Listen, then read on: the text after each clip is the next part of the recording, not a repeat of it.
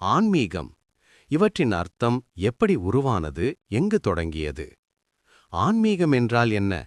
ஆன்மீகம் என்பது உடலை விட மனம், அறிவு, ஆத்மா ஆகியவற்றை அறிந்து கொள்ளும் பயணம்.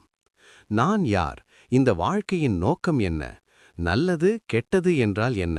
போன்ற கேள்விகளுக்கு பதில் தேடும் உள்நோக்கு பயணம். சுருக்கமாக, ஆன்மீகம் என்றால் ஆத்மாவை உணரும் அறிவு, நல்ல வாழ்க்கை முறை. ஆன்மீகம் எப்படி உருவானது?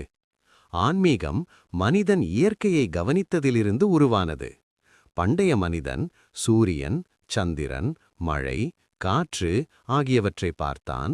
பிறப்பு, மரணம், கனவு, துன்பம், மகிழ்ச்சி ஆகியவற்றை உணர்ந்தான். இதற்கெல்லாம் காரணம் என்ன என்று சிந்தித்தான். அந்த சிந்தனைகளிலிருந்து தியானம், பிரார்த்தனை, ஒழுக்கம், அறம் அல்லது தர்மம் என்ற ஆன்மீக வழிகள் உருவானது. ஆன்மீகம் எங்கு தொடங்கியது?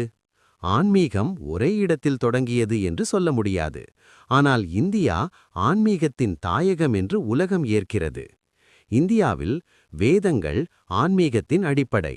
உபனிஷதுகள் ஆத்மா பிரம்மம் ஒன்றே என்ற உண்மை.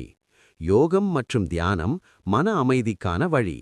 இந்து, புத்த, ஜைன மதங்கள் ஆன்மீக சிந்தனைகள்.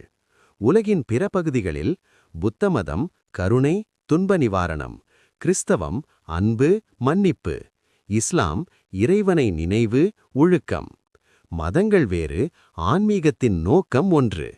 ஆன்மீகத்தின் முக்கிய நோக்கங்கள் மன அமைதி, நல்ல குணங்கள் வளர்ச்சி, பிறருக்கு கருணை, சுய அறிவு செல்ஃப் ரியலைசேஷன், துன்பங்களை சமாளிக்கும் சக்தி.